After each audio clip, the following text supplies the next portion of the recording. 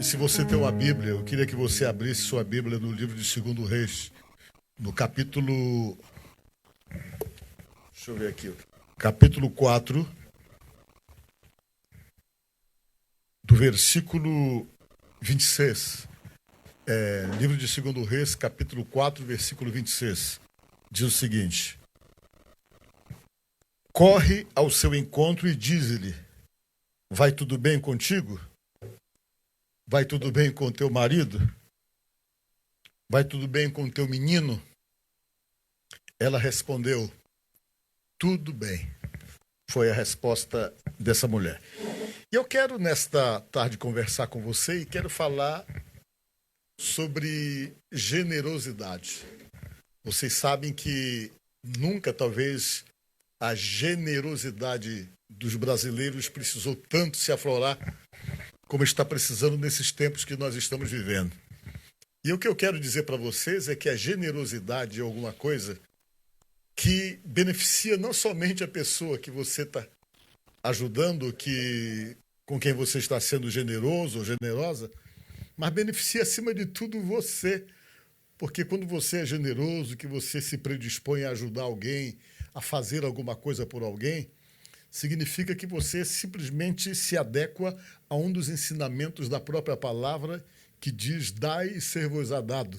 O fato de dar, o fato de ser generoso, faz com que você também receba essa generosidade que está externando de você. Não somente é importante nós observarmos isso, porque a palavra de Deus ela deixa bem claro que o que você planta, você colhe. Tanto as coisas boas como as coisas ruins, sempre você vai colher. Porque Deus não é injusto com ninguém.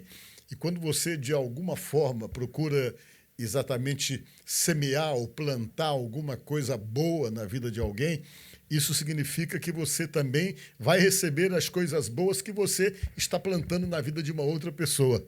E sempre traz benefício. Vejam bem, a palavra de Deus nos diz que existia um profeta muito poderoso chamado Eliseu, que era um homem que Deus usou poderosamente. Para vocês terem uma ideia, só quem operou mais milagre do que esse profeta chamado Eliseu foi nosso Senhor Jesus Cristo. Depois de Jesus, ele foi o profeta que mais operou sinais, que mais operou milagres. A pessoa que mais operou sinais, mais operou milagres. E diz a palavra de Deus que todo dia ele passava na região de Sunem. A palavra Sunem significa lugar de repouso. Ele passava por ali e quando ele passava, ele ia para o lugar onde ele morava, no Carmelo, e ele tinha que andar muito para poder chegar, ainda uns 40 quilômetros, para poder chegar no lugar onde ele costumava morar, e aquela passagem ali era, sem dúvida alguma, estratégica. E tinha uma mulher muito rica que morava ali em Sunem. Ela era riquíssima, casado com um homem também muito rico, mas ele já com a idade muito avançada.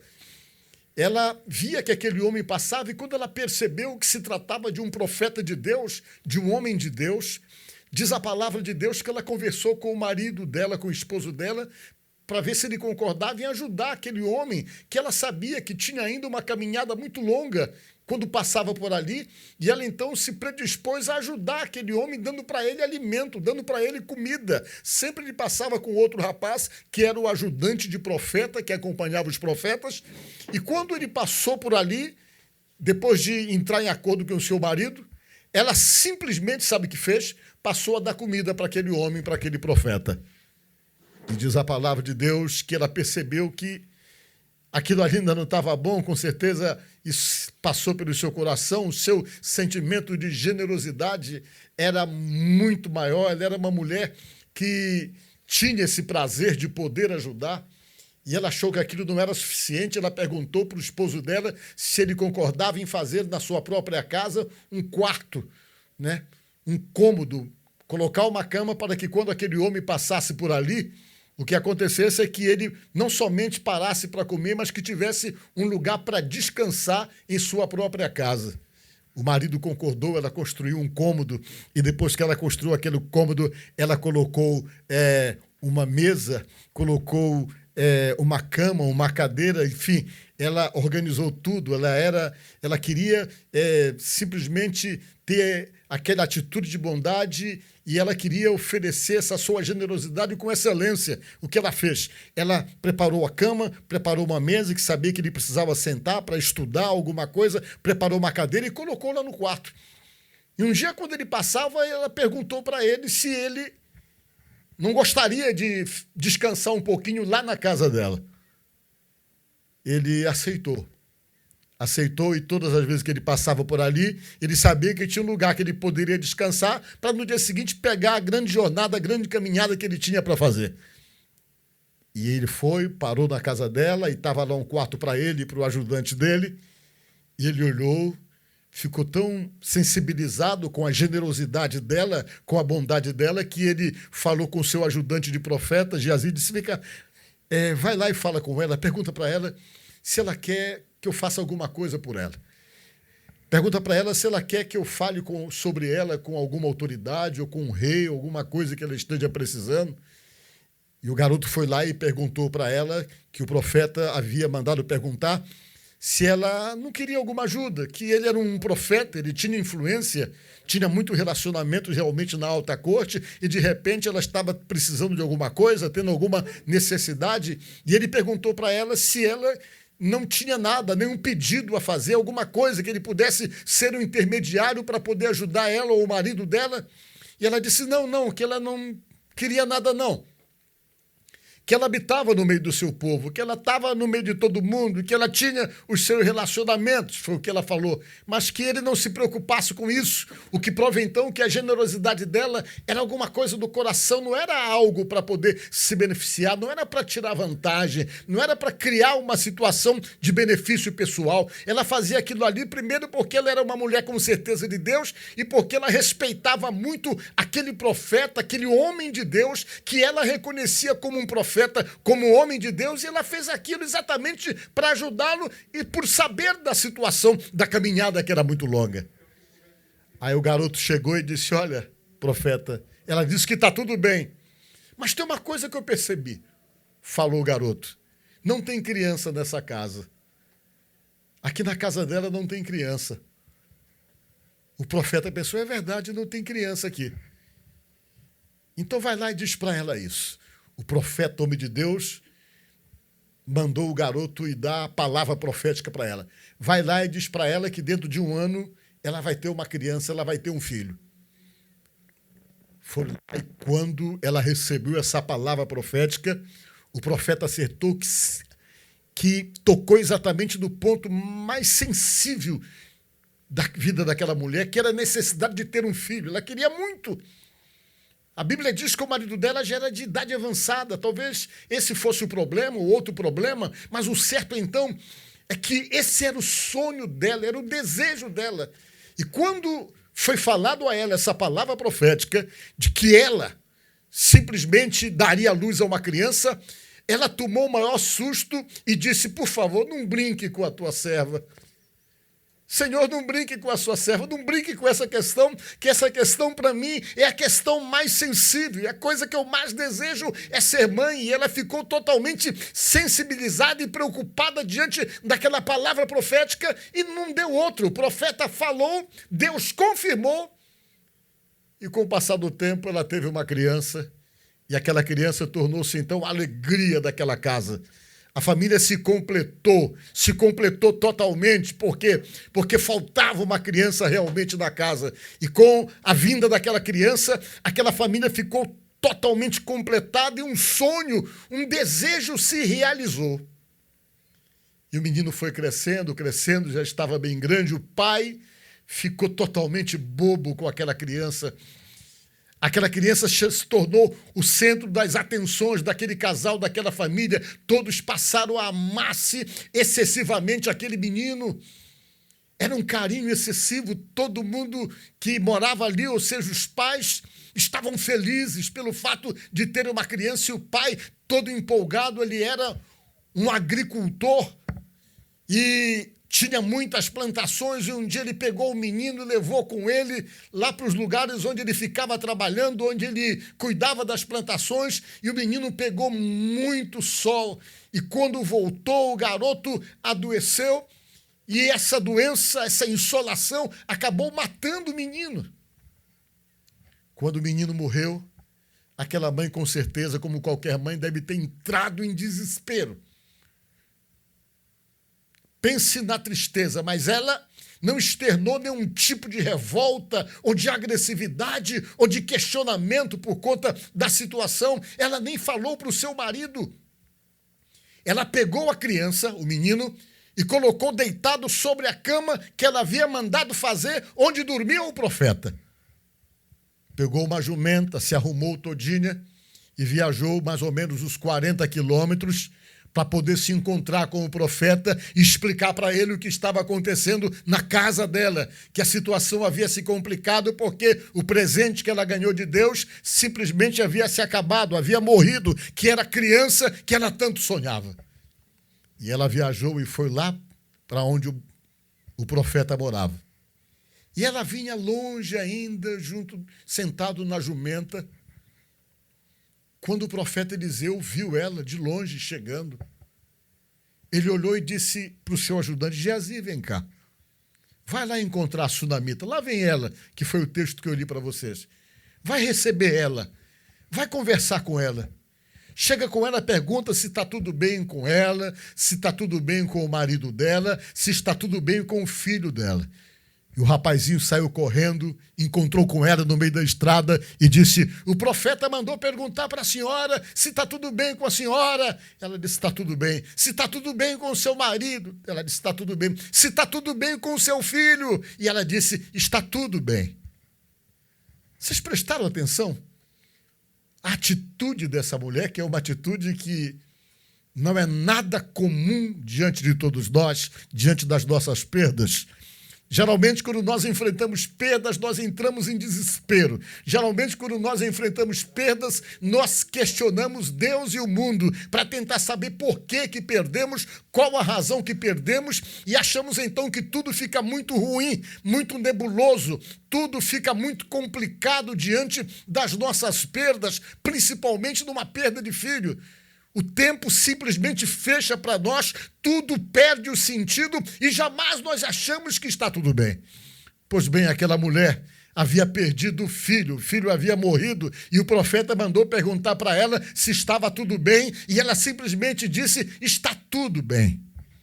Às vezes, nós precisamos ter essas atitudes de fé, de serenidade diante de situações que muitas vezes chegam a nos impactar, diante de situações que às vezes o motivo que temos ou achamos que temos é somente para reclamar, para murmurar, para xingar, para questionar. Às vezes é a atitude comum de muitas pessoas diante de suas perdas, diante das situações contrárias, diante das adversidades da vida. Existem pessoas que reclamam muito, que amaldiçoam tudo e que se revoltam até com Deus por conta das situações adversas da própria vida que chega, sem dúvida, na casa de qualquer um. Mas aquela mulher nos ensinou que a serenidade em Deus é alguma coisa que faz uma diferença tremenda, mesmo quando você é impactado por uma situação de perda ou situações que realmente abalam você interiormente ou na sua alma. E diz a palavra de Deus que ela se aproximou do profeta e disse: Senhor, eu lhe pedi um filho. Ele disse: não. Pois é, eu vim aqui lhe dizer que o nosso menino acabou de morrer, acabou de falecer. O Eliseu foi? Não tem problema não, vamos fazer o seguinte. Chamou o ajudante de Geazi. Você vai até a casa dela e leva esse cajado que eu tenho na mão aqui. O cajado era um pedaço de pau, quase todo pastor de ovelha usava, para poder se apoiar, para subir nas montanhas. Nas longas caminhadas, o sujeito levava aquilo que nem uma bengala, mas só que era um pedaço de pau maior que ele segurava para poder apoiar seu corpo nas grandes caminhadas. Os pastores usavam para poder colocar as ovelhas no caminho. E era muito comum o profeta usar esse cajado, ou esse pedaço de pau na mão. Quase todos os profetas usavam. Sempre que você lê a Bíblia, você encontra que eles usavam o cajado. Moisés usava também.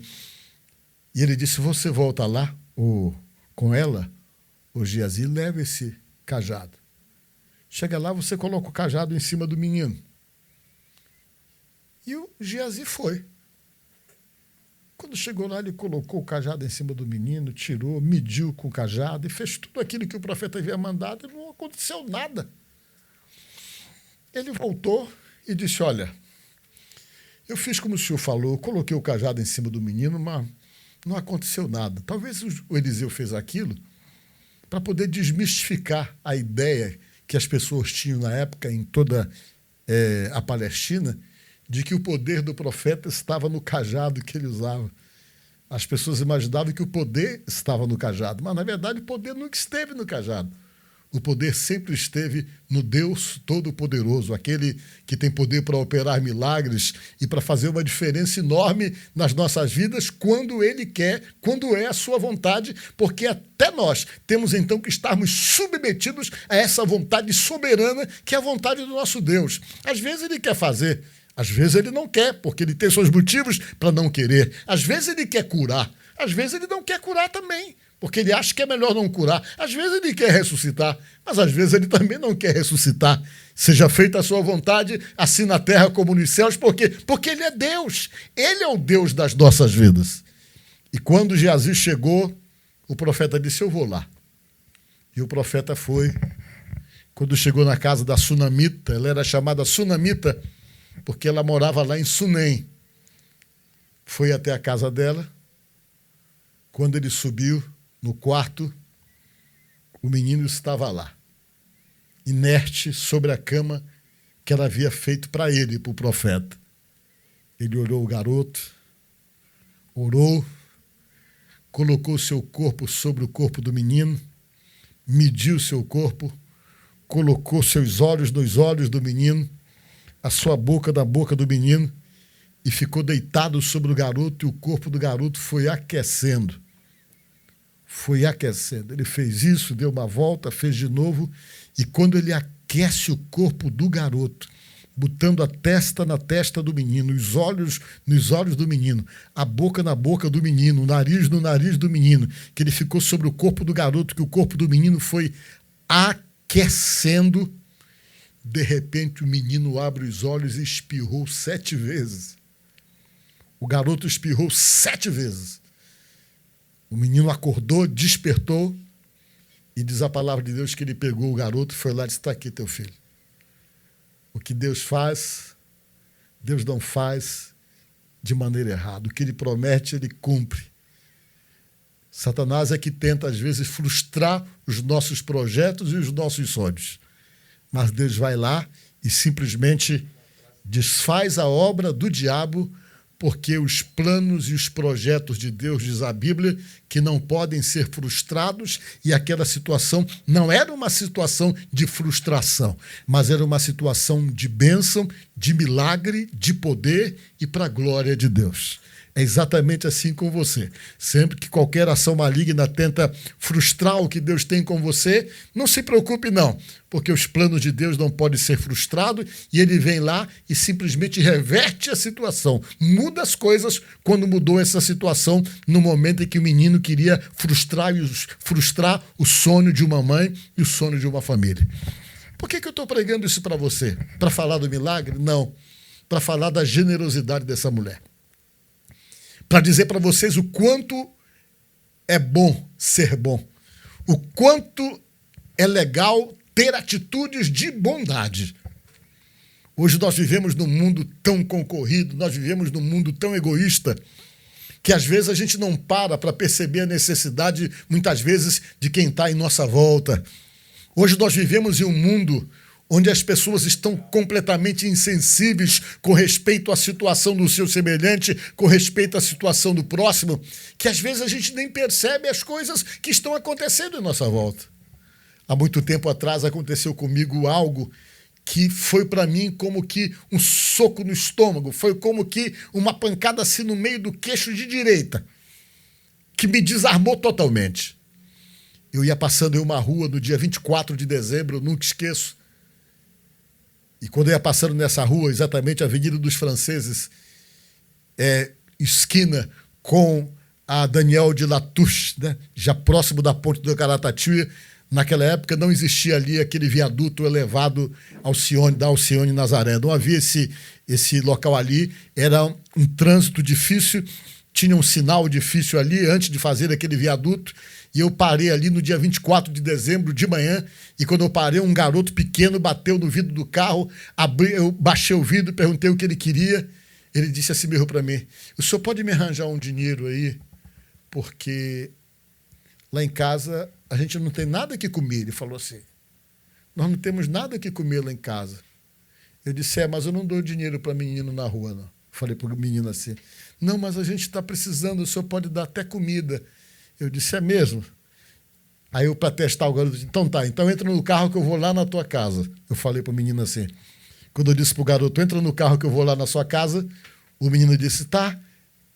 Chamou o irmão dele um pouquinho maior, um de 12 anos mais ou menos, veio correndo e disse: olha, vamos na casa, entrar no carro desse senhor, que ele quer que a gente, né, ele quer ir com a gente lá na nossa casa. Eu peguei, desarmei, né? O menino veio, entrou, disse: então vamos na sua casa. Não demorou muito, nós dobramos ali naquela área que vai para o lado da Daniel de Latouche. Aí, antes de chegar à ponte, tinha uma entrada, não sei se ainda tem, e tinha muitas palafitas ali. Muitas. E eu desci do carro e fui com um garoto lá numa palafita. Cheguei lá na palafita, encontrei uma senhora gestante com um senhor de semblante cansado, caído, um homem com um semblante assim como quem estava muito sofrido, e mais umas 2 ou 3 crianças na casa e a mulher gestante. O garotinho chegou e disse: é aqui que eu moro. Ele falou para mim.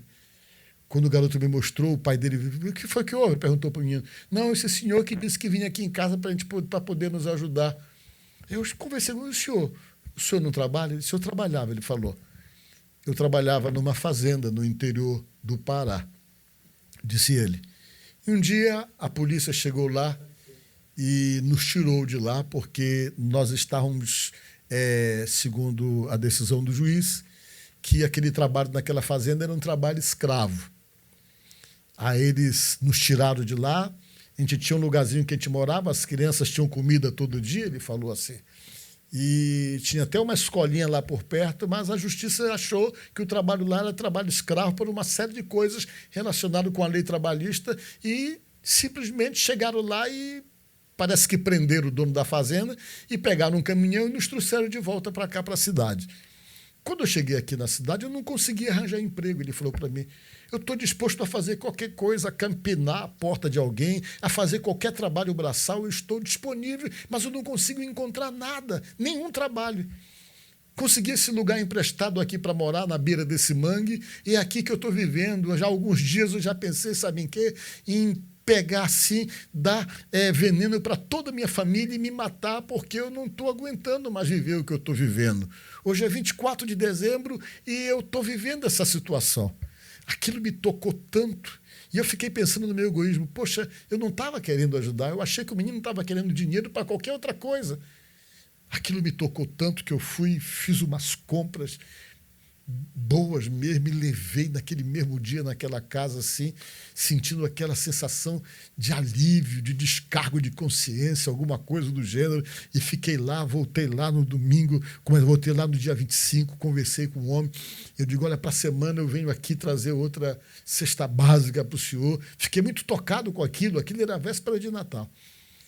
Só que eu voltei lá alguns dias depois, ele não estava mais. Fiquei sabendo que um outro caminhão havia passado lá e levado ele juntamente com a família, para trabalhar numa outra fazenda que eles trabalhavam na zona rural em fazenda. E foi levada para trabalhar em outra fazenda, mas o meu coração naquele dia ficou tão tocado com aquilo, eu jurei para mim mesmo que nunca mais eu ia ficar duvidando quando alguém chegasse e falasse que estava com fome ou que estava com fome. Então, vejam bem, às vezes, nesse mundo que nós vivemos hoje, onde as pessoas estão focadas em si mesmas e preocupadas consigo mesmo, pessoas que não têm predisposição para poder ajudar ninguém, pessoas que às vezes simplesmente estão vendo alguém morrendo do seu lado e não estão fazendo nada, isso aí é um gerador de maldição na vida da gente. O que é maldição? Maldição é a ausência da bênção, é o antônimo da bênção. Vocês estão me entendendo? Então, vejam bem, por que eu estou falando isso para vocês? Porque a Bíblia diz que essa mulher, que eu estava comentando aqui com vocês, essa sunamita, ela só foi generosa, só foi bondosa. E a bondade dela era alguma coisa que ela procurava fazer com excelência. Ela era diligente na preocupação em querer oferecer o melhor de si, o melhor que ela podia oferecer. Talvez está registrado na Bíblia aqui como uma forma de nos orientar e de fazer com que sejamos abençoados através dessa atitude, porque a Bíblia diz que quando você semeia, você colhe. Se você semeia bondade, você vai colher bondade. Se você semeia misericórdia, você vai colher misericórdia. Tudo aquilo que você planta é o que você vai exatamente colher, baseado pelo que diz a própria palavra de Deus, que tudo que o homem plantar é o que ele vai colher, diz a palavra de Deus. O que ele semeia é o que colhe. E vejam só como ela colheu muito. Como essa generosidade dela provocou tanta bênção na vida dela. A primeira bênção foi o que ela mais desejava, o sonho dela, ser mãe. Ela conseguiu unicamente como resultado daquela atitude generosa. Aí diz a Bíblia que veio um período de fome sobre aquela região de Samaria. Veio um período de fome sobre aquela região, um período de fome muito grande, mas muito grande mesmo. E o profeta sabia que aquele período ia ser um período difícil, que ia ser um período de 7 anos de fome. 7 anos de escassez. 7 anos de fome que vinha sobre aquela região. O profeta, ao saber, chegou com ela e disse: olha, você vai ter que largar aqui as suas terras, a sua casa, os seus bens e sair daqui e ir para outro lugar, porque vai vir um período de muita fome aqui nessa região, falou o profeta. Então, para preservar você, eu estou avisando você exatamente para poder preservar você e preservar a sua família. Então, vai embora. Deixe tudo aí e vai embora, porque o período vai ser muito difícil, um período de muita fome. E ela saiu dali. Ela foi embora para outro lugar para poder fugir da seca e da fome que vinha sobre aquela região, e o profeta falou para ela que Deus havia falado. E ela foi embora. Ela ficou 7 anos fora. Ela perdeu as terras, perdeu a casa, tudo que ela tinha, ela perdeu. Depois de 7 anos, acabou a seca, voltou a chover, e ela voltou para a terra dela, para Sunem. Só que quando ela chegou lá, nada era mais dela. Ela havia perdido, ela havia abandonado suas terras, havia abandonado sua casa, havia abandonado tudo que ela tinha. E ela tinha ido embora para poder se livrar daquele período de muita escassez, de muita seca e de muita fome. Só que ela tinha ainda coisas para receber de Deus. Como ela tinha semeado bondade, como ela tinha semeado misericórdia com um homem de Deus, como ela tinha ajudado uma pessoa alguns anos atrás. E aquela atitude de generosidade, de bondade, ainda estava na lembrança de Deus. Deus não podia abandoná-la. Sabe o que aconteceu? Deus fez o profeta, se você quiser ler, você pode ler isso aí em 2 Reis, no capítulo 8, do versículo 6, onde diz uma coisa interessante. Capítulo 8, restaurados os bens da sunamita. Ela, quando voltou para casa, ela não tinha mais direito a nada, mas o rei que estava reinando naquele lugar, ele simplesmente ouvia falar dos milagres do profeta e ele perguntava para o Geazi: olha, tu que viveu isso, como foi essa história? É verdade que o profeta abençoou a sunamita, que ela teve um filho, houve um milagre, e ele contava tudo para ela. O rapaz contava tudo para o rei. E diz aqui no capítulo 8 de 2 Reis que ele contava e falava para o rei, o Geazi, de como Eliseu havia ressuscitado o filho da mulher. O rei gostava de ouvir sobre isso. Até que ele foi, está aqui no versículo 5 do capítulo 8, contou para o rei e disse: olha, por um acaso Essa mulher está aqui na cidade, falou Geazi. Ela se encontra aqui, ela veio para cá, ela perdeu as terras dela, ela não tem nada, porque ela foi embora daqui, e diz aqui que o rei mandou chamar a sunamita e a interrogou. Está aqui no capítulo 8, do versículo 6, do livro de 2 Reis. Interrogou o rei a mulher, e ela lhe contou tudo. Contou tudo o que tinha acontecido com ela, que o profeta havia ressuscitado o filho dela. Então o rei lhe deu um oficial dizendo: faze restituir-se-lhe tudo quanto era seu, todas as rendas do campo, desde o dia em que deixou a terra até agora. Vocês viram o resultado de uma atitude de generosidade? No momento que ela precisou, o rei foi lá e disse: olha, você tinha perdido tudo, mas eu, como rei, declaro que vai ser restituído tudo para você. As tuas terras, tudo que era seu, que você abandonou aqui, indo para outro lugar, vai ser restituído para você. Então, o que nós aprendemos, meus irmãos, nesta tarde, é que a generosidade gera bênção. A bondade gera favor de Deus em sua própria vida. Então, seja bondoso, seja generoso, seja misericordioso, tire a dureza do coração, tire o egoísmo, a preocupação só com si mesmo e dê a liberdade para que Deus possa, nessa atitude sua, derramar bênçãos sem medida sobre a sua vida, tá bom? Que Deus abençoe você, que Deus ajude você, no nome de Jesus.